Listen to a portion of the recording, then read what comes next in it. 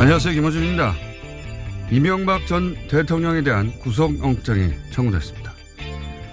이 전 대통령 측에서는 정치검찰의 이명박 죽이기라며 이 전 대통령이 측근에게 책임을 떠넘기지 않았고 그저 몰라서 모른다고 했을 뿐이라고 반발했습니다.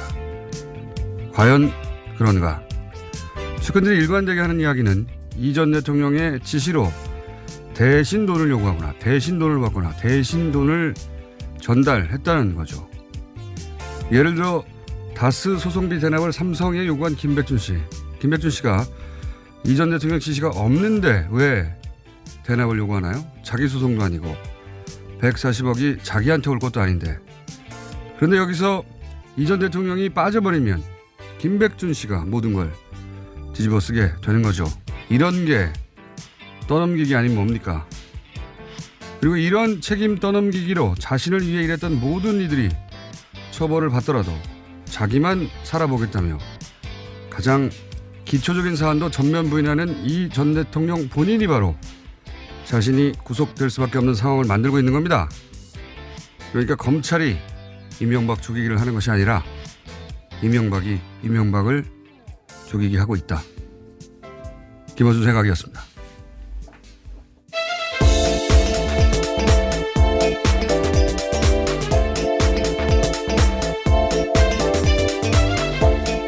시사인의 김은지입니다. 네. 드디어 영장이 청구됐네요. 네, 이번 주 중으로 결과가 나올 것 같은데요. 통상적인 일정이면 아마 목요일? 그렇죠. 예. 목요일 정도면 정도. 예. 결론이 나오겠네요. 예. 근데 이제 여기에 대해서 여전히 이제 이명박 전 대통령 측에서는 검찰 죽이기다. 이명박 죽이기다라고. 네. 예. 검찰이 이명박을 죽이게 하고 있다. 그렇죠. 국가 권력이 총동원되어서 진행되었던 10개월간의 수순이다라고 주장하고 있습니다. 근데 이제 이명박 전 대통령이 구속될 수밖에 없도록 만들고 있는 건 본인이에요. 예. 가장 기초적인 것도 다 부인하고 있기 때문에. 네, 증거인멸 우려가 있다는 게 가장 네. 큰 부분일 텐데요. 자, 그렇게 해서 구속영장이 어제 신속히 청구했습니다. 예. 어제 청구됐고, 애초 대통령에 당선되어선 안 됐던 인물이었다고 저는 개인적으로 판단합니다. 근데 굉장히 멀리 돌아서, 예. 10년이 지난 다음에 드디어 영장이 청구됐고, 이 영장에 보면 다수는 이명박 전 대통령 것이다. 이게 확실히 적혀 있다고요? 예, 검찰이 영장 청구서에 그렇게 써놨다라고 하는데요. 다스 설립 과정에서의 자금 조달, 의사 결정, 설립 후 회사 운영에서의 주요 결정을 누가 했느냐 등 3가지 기준에 따라서요. 이명박 전 대통령이 다스의 실소유주다라고 판단했다고 합니다. 저는 이제 이게 시민사회가 예, 이걸 대답할 책임이 있는 국가기관에 질문을 하자 여기 답을 한 기본적으로 저는 첫 번째 시민사회의 국가기관이 답한 케이스라고 보거든요. 예, 공식적으로 생각해 보면 이 자체도 대단히 의미 있는 과정이라고 생각합니다. 시민사회에서 이거 누구 거냐고 오래된 질문이죠. 묻자 결국은 검찰이 이제 그 답을 내놓은 거죠. 이거요. 예. 이 사람 겁니다. 라고 오랜 시간에 걸쳐서. 만약에 뭐 답이 이 사람 게 아니라고 나왔던 이 사람 거라고 나왔던 절반은 이 사람 거라고 나왔던 거기 응답했다는 게 굉장히 중요하다. 그 자체도. 예. 그것도 저는 따로 기록될 만한 사건이라고 봅니다. 답을 했습니다. 그래서 예. 이명박 전 대통령이라고. 네, 굉장히 영장 청구서가 200페이지가 넘는다고 하는데요. 또 검찰이 법원에 제출한 참고서류도 1000페이지가 넘는데 다양한 근거들이 쓰여 있다고 합니다. 1000페이지요? 이명박 전 대통령. 네, 참고자료 1000페이지. 예. 구속영장을 청구하는 200페이지 되고 어마어마하네요. 예. 네, 그렇죠. 박근혜 전 대통령에 비해서도 2배가 넘는다라고 하는데요. 혐의도 많고 또 구체적인 혐의 적시도 굉장히 많다라고 합니다. 그리고 그 박근혜 전 대통령 같은 경우에는 이제 문고리 권력과 그 최순실 씨가 사실상 그 비밀을 직접 공유한 거의 전부잖아요. 네. 이 경우에는 너무 가지가 많습니다. 네. 박근혜 전 대통령에 비해서 2배고, 참고 자료는 1000페이지 이른다고 하는. 조사를 열심히 한 거죠. 그리고 워낙 이명박 전 대통령이 그런 사실들을 꼼꼼하게 오랫동안 숨겨왔기 때문에 그걸 밝히는 과정에서 정말 많은 사람들이 또 검찰로부터 질문을 받은 거죠. 네, 또 측근들의 진술도 굉장히 의미가 있는 것들이 많았는데요. 다들 자술서를 냈거든요. 거기에서 이명박 전 대통령 거다라는 것들이 많습니다. 빠져나가지 못할 거라고 봅니다. 이번에는. 평생을 빠져나오셨고 그래서 평생을 빠져나오는 그 기술로 대통령까지 됐지만 이번에는 못 빠져나올 것이다. 생각이 들고요. 그러자 이제 관련해서 많은 또 그 후속 보도들 혹은 사이드 보도들이 나오고 있습니다. 네. 네, 영장 청구서 내용이 워낙 많다 보니까요. 그와 관련된 기사들이 좀 있습니다. 동아일보 아침 보도를 보면요. 이명박 전 대통령이 서울시장이던 2006년 초에 다스 쪽에 비자금 조성 중단을 지시했다라고 하는데요. 검찰은 이러한 지시가 다스가 이명박 전 대통령 것이라는 확실한 증거도 보고 있다라고 합니다. 그러니까 김성우 사장을 2006년 3월 달에 불러서요. 자신이 큰 꿈이 있으니까 올해부터는 위험한 일을 하지 말라면서 비자금 조성 중단을 지시했다라고 합니다. 그때가 대검에서 현대차 비자금 수사를 하고 있을 때였는데요. 당시에 현대차 사옥 증축 인허가 로비 의혹까지 확대가 돼서 서울시가 조사를 받던 상황이었는데 당시에 서울시 주택국장이 스스로 목숨 끊으면서 서울시장 윗선 수사가 막힌 바가 있습니다. 원래 이제 이게 사무실 못 짓던 땅이었는데 짓도록 해준 거죠. 이명박 전 대통령 서울시장 시절에. 그래서 이게 이제 수사가 들어가자 진실을 밝힐 수 있는 결정적 고리에 있던 인물이 자살한 것으로. 네, 서울시 주택국장이 그랬는데요. 이런 경우가 많죠. 권력으로 가는 중요한 고리에 있는 인물이 그 사실을 밝히고 살면 되는데 갑자기 거의 대신 죽는 거나 마찬가지죠. 예. 과연 자살일까 하는 의혹을 가지면 또 음모론이라고 할 텐데 이런 죽음은 많습니다. 그 이후로도 이런 죽음만 따로 모아놓아도 이렇게까지 많은가 할 정도로 많습니다. 예. 어쨌든 이 사건 역시 그 중간에 있는 주택국장이 자살하면서 서울시장까지 안 갔죠. 예. 네, 그 당시에 김성우 사장의 증언에 따르면요. 이명박 전 대통령이 비자금 조성 중단하라고 지시했다라고 합니다. 자, 서울시장 시절 것까지 나오는 거죠. 지금 현재. 왜냐하면은 이제 다스 비자금 조성을 쭉 해오다가 그걸 더 이상 하지 말라고 중단한 시점이 그때였고 그때 관련된 사건이 이거였다 하면서 이제 계속 꼬리에 꼬리를 물고 사건들이 나오고 있는 와중인 거고요. 그리고 영포 빌딩에 대해서도 굉장히 재미있는 표현을 검찰이 했어요. 이 수사를 하면서. 네, 이명박 전 대통령이 불법 자금을 세탁해 보관하다가 사적 비용으로 사용하는 저수지다라고 판단했다고 합니다. 저수지. 예. 익숙한 표현입니다. 저수지. 해외 저수지도 있다라고 계속 주장해 왔는데 검찰도 이런 표현을 쓰네요. 저수지. 예. 뉴스 공절 듣는 거 아닙니까 검찰들이? 자, 다음 뉴스는요. 네, 관련해서 또 김윤옥 여사 관련된 뉴스도 있는데요. 정두원 전 의원이 경천동지 발언한 거 기억하실 텐입니다. 이명박 전 대통령 부인 김윤옥 여사가. 될 텐데요 아닙니까? 기억하실 텐데요. 기억하실 텐데요. 하실 겁니다. 뭐 네. 이런 건데요. 기억하실 텐입니다는 처음 들어보는 표현입니다. 예. 네. 네. 기억하여야만 한다는 거죠. 예, 슬쩍 넘어가려고 했는데 또 이렇게 강요 같기도 하고. 예. 네. 굉장히 여러 가지로 화제가 된 발언이었었는데요. 네. 이명박 전 대통령 부인 김윤옥 여사가 2007년 대선 직전에 큰 실수했다라는 내용이었습니다. 하지만 구체적인 내용은 밝히지 않았었는데요. 이와 관련해서 서울신문이 취재해서 내용을 보도했습니다. 당시 김윤옥 여사가 한 사업가에게 3만 달러와 함께 에르메스 가방을 받았고 이를 알게 된 기자가 취재에 나서자 이것들을 막기 위해서 2,800만 원의 돈이 들었다라는 내용이고요.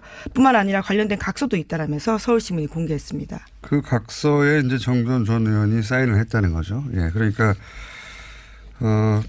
경천동지할 사건이 몇 가지 있는데 그 중에 하나로 얼핏 언급했던 내용, 구체적으로 이제 거의 드러난 걸로 보입니다. 네. 그게 이제 돈이 든 명품 가방을 받았고 이권을 네. 약속했는데 그걸 알게 되자 당시 정돈 전 의원이 깜짝 놀라서 돈을 돌려주고 대신 한나라당의 홍보물 비용 일부를 제공했고 예, 우선적으로 배정해 준다는 내용의 네, 각서를 썼다라는 그리고 겁니다. 각서를 써줬고 정돈 전 의원 본인도 여기 연루됐기 때문에 사실 이걸 거론하는 자체가 정돈 전 의원에게 유리하지만은 않지만 이런 사실까지 있지 않냐라고 본인으로서는 이명박 전 대통령이 사실을 토로하라는 압박으로 이 얘기를 꺼냈던 것 같고요. 근데 결국은 이제 진실이 드러났습니다. 근데 여전히 이해가지 않는 건 이렇게 하고도 왜 청와대에 와서 계속해서 압박을 했는가. 예. 하는 대목은 아직 완전히 풀리지 않고 있습니다만 그 발달이 됐던 사건은 이 사건입니다. 예. 대단히 구체적으로 지금 밝혀지고 있는 와중입니다. 이거 외에도 앞으로 사실은 의혹을 가졌었는데 도대체 왜 그랬을까 하는 많은 사건들의 연루자들이 점점 더 많이 등장하지 않겠는가 그런 생각도 합니다. 예. 이 사건은 그 이명박 전 대통령 관련 사건 측은 규모가 큰 게 아니거든요. 몇 천만 원 수준.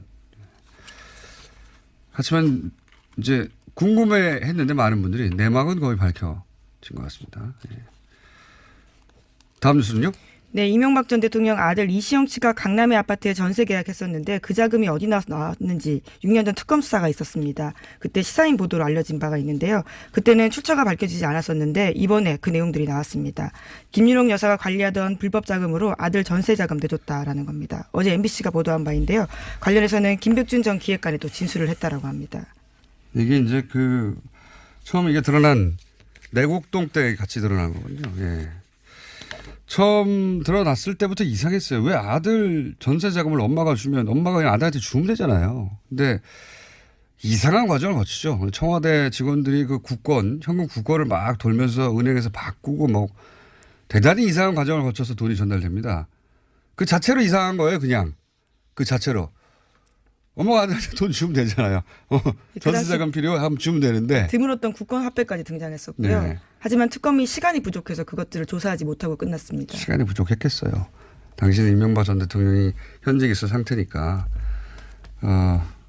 애초부터 구린 돈이었던 거죠. 엄마가 아들한테 전세자금을 주는데 청와대 직원들이 나서서 국권을 바꿔서 수표로 바꾸고 복잡한 과정을 거쳐서 전세자금이 건네졌다. 왜? 이상하잖아요. 예, 당연히 수사 대상인데 그때는 덮었죠. 근데 이거 알고 봤더니 이 돈은 이팔성 전 우리금융지주 회장이 맞사이 이상주 씨에게 수억 원 건넸다라고 하고요. 그 돈이 일부 쓰였다라는 겁니다. 자꾸 이상주 씨라고 하는데 보통은 사실 그 직위를 가지고 이야기하거든요. 이상주 씨만 자꾸 삼성 전무 혹은 삼성 이름이 빠지고 이상주 변호사, 이상주 씨로 모든 언론이 보도해요. 예. 삼성 임원입니다. 현직이에요. 여전히. 예. 지금 상무인가요? 네, 전문가요. 전무로 예. 있습니다. 이상주 삼성 전무 전직도 다 과거의 직위를 말하는데 이상주 씨만 자꾸 이상주 씨 혹은 이상주 변호사로 갑니까? 이상주 삼성 전무입니다. 예. 전무를 통해서 돈이 건네졌다. 잘 찾아보시면 이상주 씨가 등장할 때마다 이상주 씨만 씨라고 하거나 이상주 변호사라고 합니다. 재밌어요 아주. 그 포인트도 삼성 이름이 드러나지 않게. 네, 또 당시에 수억 원 불법 자금뿐만 아니라 루이비통 명품 가방까지도요. 김윤옥 여사에게 전달됐다라고 합니다. 자, 그렇고요. 어제 잠시 얘기했던 이제 스님 돈도 받았다. 예, 어제 2억 원이라고 알려드렸는데요. 또 3억 원으로 늘어났습니다. 3억 원입니까? 예. 이 대단해요. 당시 지강 스님 측에 따르면은 민원을 봐줄 테니까 돈을 보내라 이거 아닙니까? 네, 이명박 전 대통령 쪽 요구 때문에 돈을 줬다라는 것이 이쪽의 주장입니다. 네, 다른 기업들도 비슷한 주장을 하죠. 돈을 낸 것들이 대부분 돈을 달라고 해서 줬다. 민원이 있으니 돈을 내고 거기에 대해서 답이 온 게 아니라 민원 없어? 당선 축하금 명목이었다라고 하는데요. 민원 편의 봐주겠다면서. 네, 민원 없어. 특혜 홈쇼핑이었어요. 기본적으로.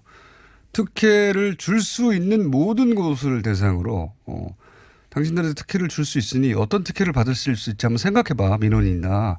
이렇게 먼저 접근하는 거죠.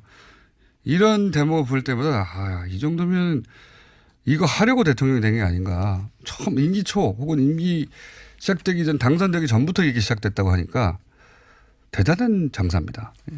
대통령으로서 이런 특혜와 특권 혹은 뭐 민원을 해결할 수 있는 위치에 가서 그걸 팔아치우려고 돈을 받고 대통령이 된 게 아닐까? 네, 하지만 이명박 전 대통령이 여전히 부인하고 있습니다. 본인은 모든 걸 모른다고. 관련이 없다고 하고 있는 와중이고요. 자, 이명박 전 대통령 관련 뉴스는 일단 여기까지 하고요. 예. 왜냐하면 저희가 불교계에서 돈이 건네졌다 얘기를 듣고 전 조기정 총무원장의 정책 특보 잠시 후에 모시고 그런 일이 과연 있을 불교계에 왜 있을 수 있는가 이 얘기를 잠깐 나누려고 합니다. 예. 다음 뉴스는 뭡니까? 네, 삼성 관련된 뉴스인데요. 이재용 부회장의 대법원 판결을 앞둔 상황에서 SBS가 수상한 땅을 발견했다고 보도했습니다. 관련된 보도를 여러 꼭지했는데요. 굉장히 눈길을 끌고 있습니다. 경기도 용인에 에버랜드가 있는데요. 그와 관련된 땅값이요. 굉장히 의미 있게 움직였다라는 건데요. 한동안 껑충 뛰었다가 떨어지기도 하고 하지만 그 시기들이요. 모두 삼성의 승계 작업 관련해서 있었다라고 합니다. 저도 어제 블랙하우스 녹화가 있어서 끝나고 1시 넘어서 이 기사를 봤는데 깜짝 놀랐어요. 그러니까 이재용 부회장을 집행유예로 풀어준 이유가 삼성에는 승계 작업이라는 현안이 없다. 네, 그런 주장을 하고 있죠. 예. 2심이요. 네. 2심 판사. 네, 정영식 부장판사. 예, 그분이 그렇게 판결을 내렸는데 과연 그런가? 그게 아니지 않는가 하는 시민사회의 질문에 현재까지 언론이 내놓은 가장 완전하고 제가 보기엔 두고두고 탐사 취재 이정표가 될 정도의 어제 SBS 삼성 관련 보도는 역대급 보도다. 대단한 보도라고 생각했어요. 제가 새벽에 보면서 야 대단하다. 에버랜드 땅값을 고리로 해서 삼성의 승계 문제를 접근했다는 것도 대단히 영리한 접근이고 그렇게 접근한 적을 한 번도 본 적이 없거든요. 예. 그리고 그렇게 접근해서 이렇게 완성도 있게 탐사 취재를 끌어낸 것도 대단하고요. 예. 제가 보기에는 이 보도는 따로 시간을 내서 혹시 못 보셨다면 어제 SBS 8시 뉴스 통해 나왔거든요. 예. 저도 나중에 봤는데 오늘 새벽에요. 어제 보도된 분량 전체 7곡지나 냈습니다. 예, 굉장히 많은 꼭지를 이례적으로 편성했는데요. 또 다 굉장히 의미가 있습니다. 다시 따로 챙겨볼 만한 가치가 있다. 삼성 승계 문제가 어떻게 전개됐는지 큰 그림을 이해하고 싶으면은 따로 다큐를 보듯이 볼 만한 가치가 있는 정도의 사실은 뉴스 보도는 흔하지 않거든요. 예. 네, 오늘도 추가 보도하겠다라고 예고한 바가 있는데요. 예. 탐사 취재를 해본 사람으로서 이건 기립박수를 쳐야 한다. 읽다가 제가. 예.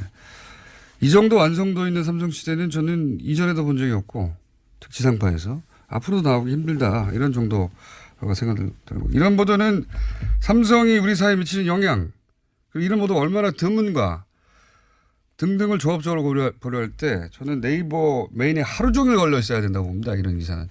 정말 드문 기사거든요. 예. 삼성 관련 기사 자체가 드문 데다가 그 기사가 간만에 제대로 나오는데 그 완성도 대단히 높아요. 예.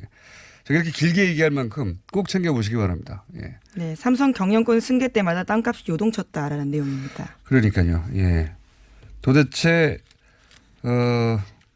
이제 에버랜드로부터 삼성 승계 작업이 20년 전에 시작된단 말이죠. 그렇죠. 아빠가 아들한테 회사 물려주고 싶은데 세금 덜 내고 싶어서 시작한. 그런데 거기서 에버랜드의 땅값은 어떤 역할을 했는가 아주 명백히 드러나거든요. 예. 이재용 부회장은 그래서 어떤 이득을 얻었는가 굉장히 적나라하게 보도했는데 말로 하는 거는 몇 분이면 되는 것을 굉장히 충실하게 입증해냈습니다. 예. 설득됩니다. 완성도 굉장히 높다. 꼭 보시라고 다시 한번 말씀드립니다. 예. 취재한 분들에게 박수 보내고요. SBS가 삼성을 이렇게까지 해가지고 광고 받겠습니까 이제? 어렵다고 보네요. 자, 여기까지 하겠습니다. 시사인의 김은지였습니다. 감사합니다. 음.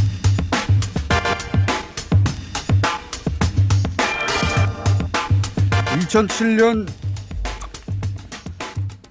지광 주지스님이 당선 축하금으로 3억 원을 뇌물 측에 건넸다 하는 뇌물 혐의가 어제 이명박 전 대통령 구속영장에 추가되어 있다고 하는데요. 과연 이런 일이 지광 스님 뿐이었을까? 그리고 왜 이런 일이 벌어졌을까? 저희가 한번 짚어보려고 합니다. 자승 스님 이전에 조규정 총무원장을 지냈던 지관 스님의 정책 특보를 지낸 영경 불교 정책연구소의 김영국 소장님 나오셨습니다. 안녕하십니까? 예, 안녕하세요. 예. 반갑습니다. 제가 기억하기로는 뉴스에 한번 등장하신 분인데, 그죠? 오래전에. 예. 네, 그 이야기는 좀 이따 하고요. 예. 우선 여기서부터 제가 여쭤볼게요. 이명박 전 대통령과 예. 그 후보 시절부터 예. 후보 시절 즈음 전후해서 벌어지는 것 같으니까요. 예. 예. 후보 시절부터 소위 MB 쪽하고 연결됐던 당시 불교계 인사들이 많았습니까?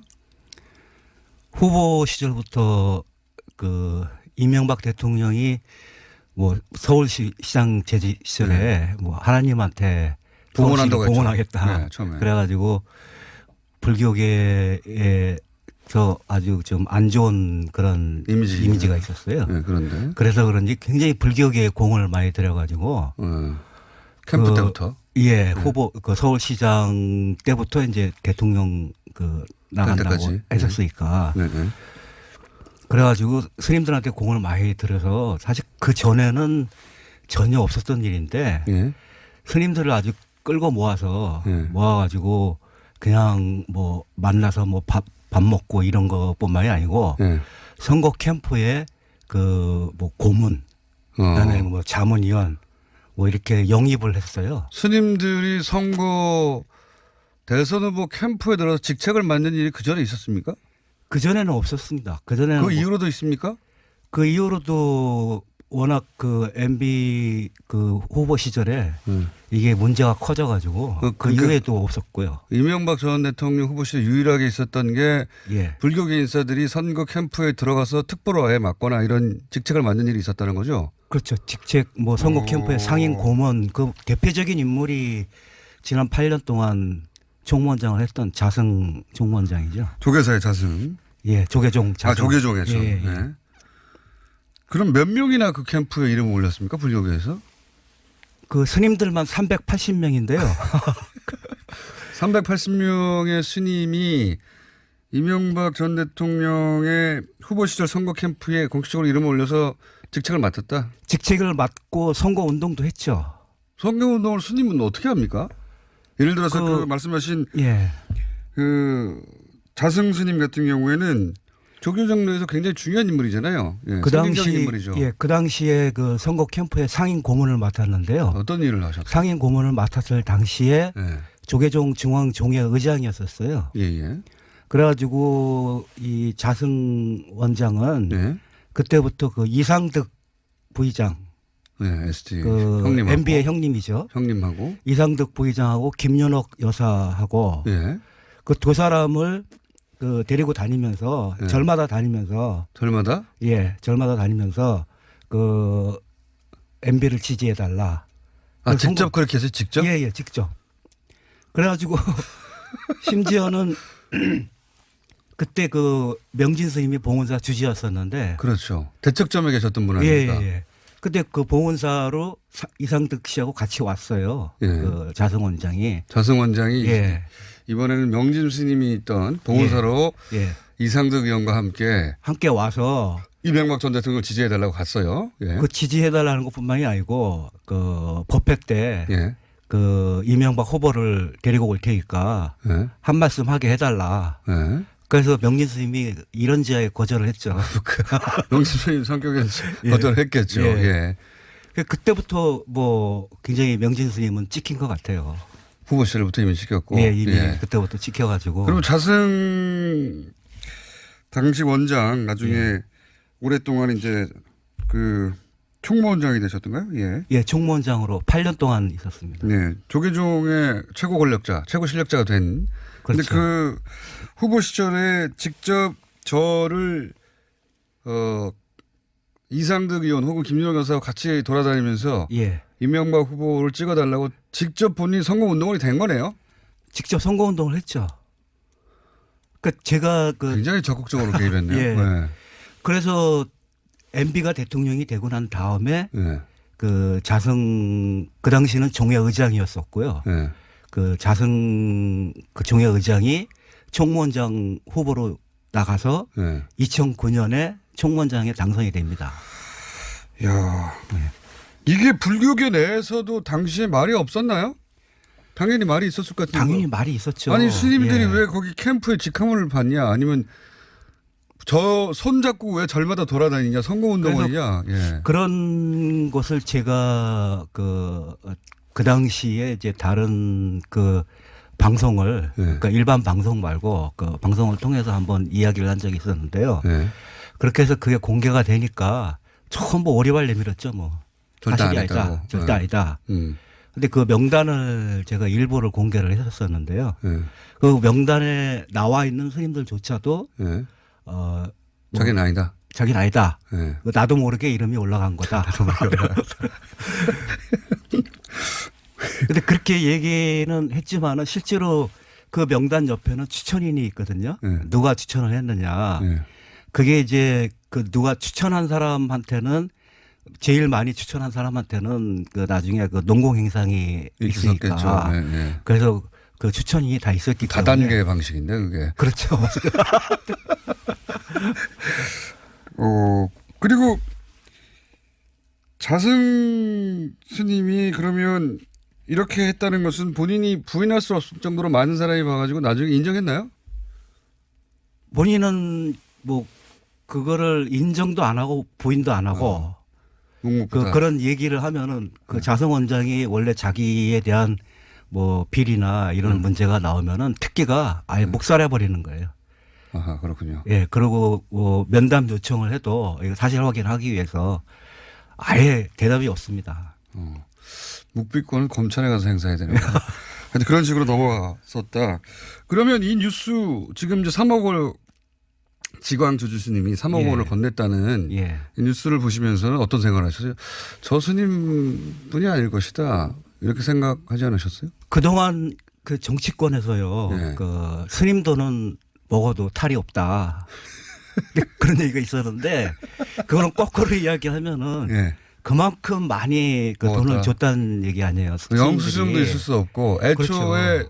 시주받은 돈이니까 예. 애초에 입금 내역도 없고 출금 내역도 없고. 지광선인 같은 경우에는 그 김백준 씨를 통해서 줬으니까 네. 지금 이렇게 드러났지만은 제 추측으로는 네. 뭐 자승 원장 같은 경우에는 뭐 직접 김용 여사나 네. 뭐 이상득 그 부의장을 같이 다녔으니까 예를 들어서 능원 예. 선언에 주지스님이 동원할 수 있는 현금 동원력과 예.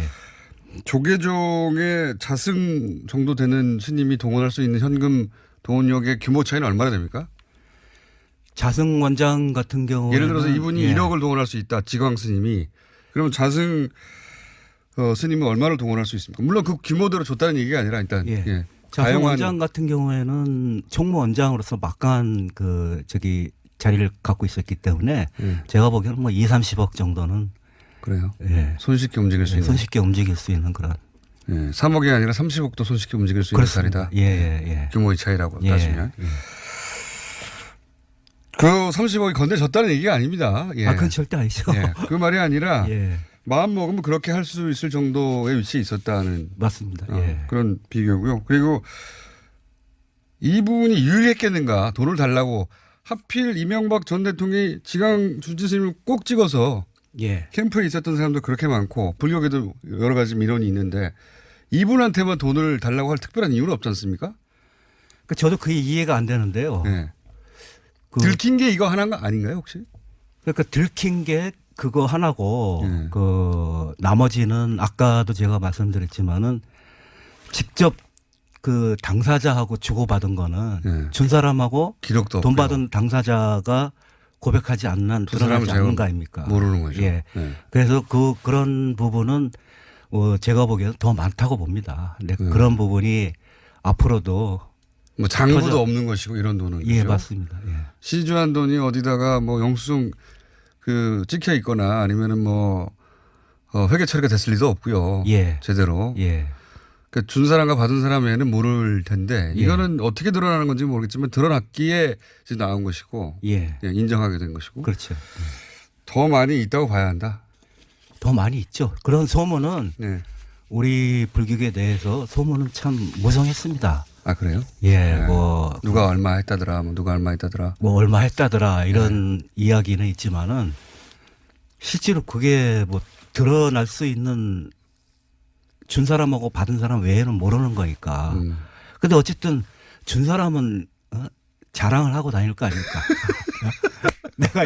그렇죠. 내가 돈을 줬기 때문에 네, 걔는 내가 얘기하면 꼼짝 못해. 뭐 이런 그런 거. 식의 자랑을 통해서 퍼졌던 이야기들. 그렇게 해서 얘기가 뭐 퍼지고 아하. 그렇게 해서 예를 들어서 뭐 암흑의 정치인은 뭐 내가 한마디 하면 걔는 뭐 바로 내가 오라고 하면 내가 꽂은 게 얼마인데 뭐 이런 이야기. 뭐 그런 이야기가 많이 돌았었죠. 네, 스님들끼리 얘기하다가 그 얘기가 불거져서 예. 저쪽에서 얼마 줬대는데 이런 얘기가 이제 돌게 되는 거죠. 예. 그렇죠. 예. 그렇게 해서 거론됐던 인물들이 상당히 많고 액수도 상당히 많나 보죠. 그러니까 그 아까 얘기한 그 380명 중에 네. 조계종 고위직이 한 40명 되거든요. 네. 그 당시도 고위직이고 지금 자승 원장 때도 고위직이고 네. 그다음에 지금도 고위직에 있는 스님들이 있는데 그 스님들이 결국 그런 대부분 그런 얘기를 자리를 했다고. 네. 가게 된 게 다 그런 과정을 통해서. 과정을 통해서 간 게 아닌가. 자, 그 대가로 그러면 이 불교계에서 받게 되는 것은 예를 들어서 뭐 템플 스테이라든가 정부 지원을 받게 되는 거죠. 말하자면. 예, 정부 지원 예산을 이제 받게 되는 거고 뭐 그전에는 불교계가 문화재가 많으니까 네. 문화재 유지 보수비 이런 것을 받았었는데 그런 걸 통해서 그거 말고도 그 뭐 템플스테이 비용이라든지 아니면은 그 성역화 예산이라는 걸 통해서 예를 들어 조계사를 성역화하겠다. 그 조계사 그 성역화라는 거는 종교 내부의 일 아닙니까? 그렇죠. 스스로 할. 예. 자기들이 그 지역을 이제 성역화하겠다는 건데 거기에 정부 예산이 투입이 되고 그렇게 하거든요. 재벌들이 이권 받는 것과 뭐 큰 차이가 없네요. 예. 그렇죠. 그것뿐만이 아니고 자성 원장 같은 경우에는 본인이 그 총무원장이 되고 나서 자기 비서를 청와대에 취직을 시킵니다. 그러니까 똑같죠. 일반 세속하고 예. 그렇게 그런 걸 통해서 자성 스님의 예. 비서가 청와대에 들어가요? 예, 청와대에 들어갑니다. 그 원장이 된 직후에 예. 그 청와대 그 당시 MB 청와대하고 이야기를 해서 자기 비서를 청와대 행정관으로 예. 취직을 시킵니다. 직통 라인 하나를 뚫어둔다. 예, 그렇죠. 대단하네요. 그러면 말씀 듣다 보니까 그 후보 시절부터 거듭했던 명진 스님. 예. 명진 스님이 쫓겨나잖아요. 봉은사에서 결국. 봉사에 쫓겨납니다. 예. 예. 쫓겨난 것까지는 잘 아는데 쫓겨나게 되는 과정 중에 굉장히 예. 중요한 증언을 한번 하셨잖아요. 예, 했습니다. 예. 중요한 그러니까 그 당시 한나라당 안상수 원내대표였던가요? 예, 안상수 원내. 그분이 쫓아내라 하는 자리에 같이 계셨다면서요. 그 내용을 좀 얘기해 주십시오. 그 시청 앞에 있는 이제 플라자 호텔 예. 일식집에서 아침에 그 자성 원장하고 예. 그다음에 안상수 원내대표하고 만나는 자리였었는데요. 그 어떻게 그 자리에 가셨습니까? 그 자리에 그 자리를 사실 제가 주선을 했었어요. 그러니까 이 명진 스님 문제를 풀기 위해서. 아, 그건 아니었습니다. 그건 아니고 예. 다른 일로. 그 템플스테이 예산이 그때도 그 삭감이 됐었어요. 그러니까 이제 예. 템플스테이 예산 때문에 만났는데 예. 자성 스님하고 안상수 원내대표. 안전서 원내대표하고 만난 자리에서 예, 만난 자리에서 안상수 원내대표가 템플스테이 예산만 이야기해야 되는데 예. 이게 뭐 감액된 거를 증액을 하겠다 못하겠다 얘기를 해야 되는데 예. 갑자기 뜬금없이 강남 그 부자철 자파주지를 그만둘 거냐. 예. 그냥 둘 거냐. 그냥 둘 거냐. 예. 예, 그렇게 얘기를 꺼낸 거예요. 잘라라고 빨리 명진. 예. 그러니까 언제까지 주직하게 냅둘 거냐. 어. 그런 이제 이야기였었죠. 그렇게 얘기하니까 자성 원장이 거기 임기가 보장이 돼 있어서 원래는 보장이 돼 있는데. 예, 4년 임기거든요. 보통 예. 주지 임기가. 그래서 지금 어렵다. 예. 근데 그렇게 얘기하고 나서 그 봉은사를 그게 원래는 조계사의 말사거든요. 예. 근데 그거를 직영사찰로 바꿔버립니다. 음. 자성 총무원장이. 직영사찰은 총무원장이 직접 운영하는 사찰이 돼버리는 거예요. 그러니까 기업으로 말하면 독립재산처럼 예. 움직이는 곳인데 예. 그거를 대리점처럼 만들어가지고. 그렇죠. 예. 그런 다음에 쫓아내버린 거군요. 그러니까 직영사찰로 만들어버리면 자기가 언제든지 쫓아낼 수 있으니까. 아. 그렇게 해서 그 직영사찰로 만들어버린 다음에 명진 스님을 쫓아낸 것이죠. 그렇군요. 그게 근데 정치권, 당시 정치권으로부터 예. 얘기가 오가는 현장에 계셨고 이걸 예. 폭로하셨죠. 예, 그거를 제가 그 당시에 그 기자회견을 해서 네, 예, 폭로하셨고 예, 예, 그리고 이제 퇴출되셨죠. 예, 맞습니다. 본인도 조계종 문화사업단에서 잘리셨고 부인도 여기서 잘려나가지 않았습니까? 예, 제 집사람도 그 당시 지방에 사찰에서 근무를 했었었는데요. 네, 다 퇴출. 예. 그 명진 직접 퇴출. 그 총무원에서 전화해갖고 예. 그 마누라까지 잘라라 해갖고. 참고로 소장님은 그 스님은 아닙니다. 스님은 예. 아니신 거죠. 예. 예. 근데 불교계에 계속 계셨고 예. 조계종의 이런 자리를 총무원장과 당시 한나라당 원내대표 자리를 주선할 만큼의 위치에 계시다가 잘려나가셨어요. 다. 다 잘려나가셨고 부인도 잘려나갔고 뭐 명진 스님도 잘려나갔죠. 예. 그래서 명진 스님하고는 그런 동지적인 유대관계가 괜히 끼어들었다가 명진과 함께 날아가신 분입니다. 그러니까 이 돈을 건넸다 3억을 건넸다고 하는 일이 이거 한 건이 아닐 것이다. 예, 라고 불교계에서는 다들 생각하고 있는 거군요. 지금 어쨌든 돈을 건네준 스님들이나 또 돈을 받은 정치인이나 뭐 MB 뿐만이 아니고 예. 이번 사건으로 인해서 상당히 전전긍긍하고 있을 겁니다. 예, 언제 터져 나오나 하고. 알겠습니다. 오늘은 일단 여기까지 다루고요. 저희가 시간을 또 마련해 볼게요. 이 사안 파면 팔수록 재밌는 얘기가 많이 나올 것 같습니다. 예. 엄청 많이 있습니다. 예. 혹시 불교계 혹은 자승 스님 측에서 예, 반론이 있으시다면 언제나 저희가 환영하겠습니다. 오늘은 여기까지 할 텐데요. 예. 예. 앞으로 불교계 관련 일이 있으면 자주 나오신다고 스스로 생각하고 계시면 되겠습니다. 열심히 나와서 말씀드리겠습니다. 자, 오늘 여기까지 일단 짚어보겠습니다. 연경불교정책연구소의 김영국 소장님이었습니다. 감사합니다. 예, 감사합니다.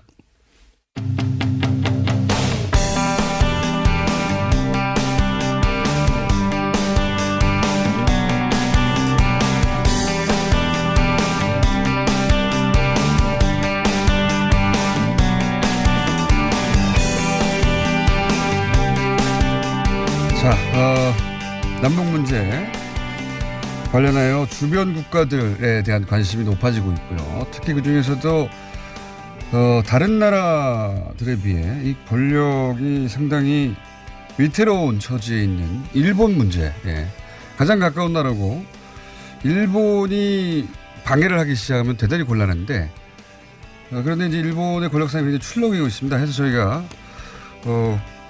1, 2주 사이에 계속 연속으로 다루고 있는데 오늘도 좀 다뤄보겠습니다. 한국에 돌아오셨다가 저희한테 발각되는 바람에 예, 세 번째로 지금 모신 분입니다. 일본 게이센 여학원대 이영채 교수님 오늘은 스튜디오에 직접 나오셨습니다. 안녕하십니까? 예, 안녕하세요. 오늘 일본으로 가신다고요? 예, 저녁에 들어갑니다. 예, 그러니까요. 그냥 보내드릴 수 없죠. 일본 상황도 굉장히 중요한데요 말이죠. 예, 북핵 문제 관련해서 일본하고 미국도 가까운 것이고요. 전통적으로 가까워왔고 아베 총리도 미국하고 굉장히 밀착해 있었고 근데 이제 그 아베 총리가 굉장히 위기에 처했죠 정치적으로. 예. 도대체 이 아베 총리가 이렇게 위기에 처하면은 한 축인 일본이 이제 힘을 발휘하지 못하는 게 좋은 건지 나쁜 건지 불안하면은 이게 다른 데도 영향을 미치지 않을까 이런 걱정을 계속 하게 되거든요. 예. 예. 그쪽은 그쪽 사정이기만 한 게 아니게 된 거죠, 이제. 예, 그렇죠. 예. 뭐 일본이 뭐 항상 정권의 위기가 되면 내부적으로 이게 극복을 못했다면은 북한 가지고 외부적인 위협이죠. 예. 그래서 우리를 이것은 일본 전통적으로 정한론이라고 그러죠. 역사적으로 내부에서 예를 들면 막부가 또 분열을 했을 때 결국 반대파를 축성하기 위해서는 이 한국을 정복한다든지 임진왜란 그렇죠. 때부터 이런 시작해서 위기 오래됐죠. 요인이 예. 있었던 거죠. 예. 특히 민주당 정권 때도 민주당이 여러 가지 내부적으로 위기가 있었을 때 뭐 천안함 사태라든지 원래 이런 것들을 내부적으로 활용을 해서 결국에 따라서는 위기의식을 고장하면 다시 뭉쳐진다는 생각들이 있는 일본이 거죠. 핑계댈 수 있는 나라가 제일 가까워 있는 한국이죠. 어떻게 보면은 네. 중국에 대해서 가장 위협을 느끼지만 중국에 대해서는 정면으로 이야기를 못하기 때문에 한국과 북한이 아주 좋은 소재가 되겠죠. 자, 그렇게 해서 이제 한국 혹은 북한을 써먹어 왔는데 이번에는 써먹을 수 없는 상황에서 지금 일본 그 소위 아베 내각이 지금 위기에 처했어요. 예. 어느 정도 위기에 처했는지 이제 좀 점점 더 위기로 빠져드는 것 같은데, 그죠? 예. 그렇죠.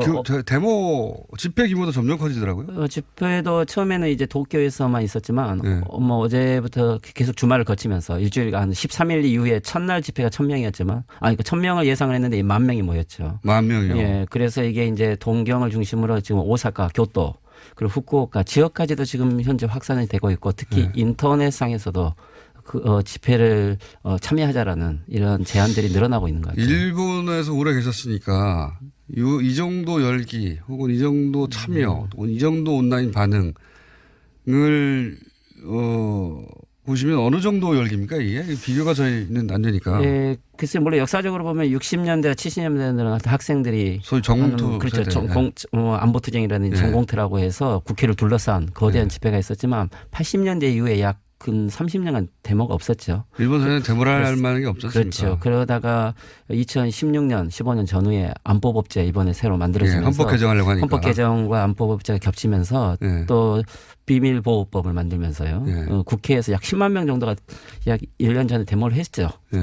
재작년에. 그렇지만 이것도 법을 개정을 저지를 하지는 못했고 네. 그러다 중에 이제 문제가 된 게 아베 수상의 부패 문제가 네. 작년에 나왔죠. 이게 지금 모리토모 학원 문제인데. 학업 문제. 근데 이제 작년 같은 경우는 그렇게 큰 집회로 연결되지는 못했어요. 왜 그러냐면은 이것은 어떻게 보면은 갖고 있기라는 당시 모리토모 학원장한테 속았다라고 했기 때문에 네. 그냥 증거도 없었고. 네. 그렇지만 이번에는 그대에서 1년간 끝났는데 이게 이제 문서가 공개가 됐다는 것은 아주 일본 사회에서는 아주 여러 가지 충격적인 큰 충격인 거예요. 왜 그러냐면 1년 전에 덮는 성공했는데. 그렇죠. 했는데 이게 이제 공식적 문서만 발견된 게 아니고 여기 말하는 재무성이라는 것은 일본의 관료 중에 최고의 관료들이고 여기는 아주 큰 권위가 있는데 이 권위 집단이 문서를 조작하고 있다는 사건과 또 하나는 일본 요즘 대기업이 데이터 조작 같은 게 많이 있죠. 네, 맞습니다. 그래서 이것이 세계적으로 지금 문제가 되고 있지 않습니까? 그러니까 보니까 이게 지금 현재 일본 사회가 아베 정권 5년 기간에 기업의 정보 조작이라든지 또는 관료의 조작이라든지 아하. 어떻게 보면 우리 말로 표현하면 이게 나라냐라는 이러한 의견들이 지금 현재 아베 수상의 부패 문제가 하나의 계기가 돼가지고 사람들이 다시 생각하는 중요한 기로에 있는 거죠. 그래서 예전까지는 어떤 운동단체가 이것에 대한 불만 또는 안보법제라는 것은 평화운동 세력들이 제안하는 네, 문제지만 시민사회가 한 건데. 지금 시민사회 내부의 개개인들이 많은 아베 정권에 대한 일본 사회 불안을 느끼고 있는 상황이 좀 그러니까 중요한 거죠. 아베 이후로 이거 도저히 일본이 일본의 자랑 전통으로 생각했던 것이 무너지고 있다. 이걸 느끼고 있는 거고요. 그런 것을 이제 근본적으로 시민들이 좀 알게 되는 게 이번 문서 조작의 공개라는 것 같아요. 시간이 좀 모자라나요? 그러면 시간이 모자라면 저녁 때 가시죠. 예. 3부 앞부분에 잠깐만 나와주십시오. 이게 일본 사회한테 전통적으로 우리가 일본이라고 믿고 있던 그런 기반이 되는 것들이 무너지고 있다. 사기치는 일본이다 지금. 뭐 이런 정도로 요약해서 말할 수 있는 겁니까? 그래서 이제 물론 이제 이게 그렇다고 해서 뭐랄까요 야당이 지금 하나의 정권 교체 세력이 되면 좋은데 네. 이번에 어제 아베 정권에 대한 지지율이 발표됐지 않습니까? 뭐 거의 38%에서 30%까지 나오는 지지율도 30%까지 나왔죠. 지지율이 그거밖에 안 되지만 그렇지만 야당에 대한 지지율 현재 입헌 민주당이 있지만 이게 10% 11%밖에 되잖아요. 그걸 야당이 받아갈 수는 없는 그렇죠. 상황이군요. 그리고 지금 자민당이 그래도 38%의 지지율을 받고 있고요. 또 한 가지 좀 현실적인 것은 뭐랄까 자유주의 세력들 민주당이나 이런 쪽은 33%의 지지 아베에 대한 반대가 있지만 그 정도밖에 지지가 안 되지만 NHK라든지 요미우리 신문 그리고 산케이 후지 아베의 굳건한 지지 세력들은 44%의 지지를 그대로 보내고 있어요. 그렇게 따지고 보면은 이번 사안만 가지고 아베 수상이 즉각 사임을 한다든지 아마 그렇게 하기는 아마 아베 수상은 그렇게 생각하지 않을 것 같고요. 어떻게 됐든 이번엔 지금 집중 조사 이 부분만 잘 위기를 넘기면 3월 내로 이 사건을 어떻게든지 처리하고 싶다라는 게 지금 아베 수상의 생각이겠죠. 지금 현재까지는 아베가 물러갈 만큼의 정도까지는 안 이르고 있다. 그렇지만 몇 가지 이번 달에 유동적인 사건들이 있는 게 이제 담당자이죠. 사가와 재무국장이라든지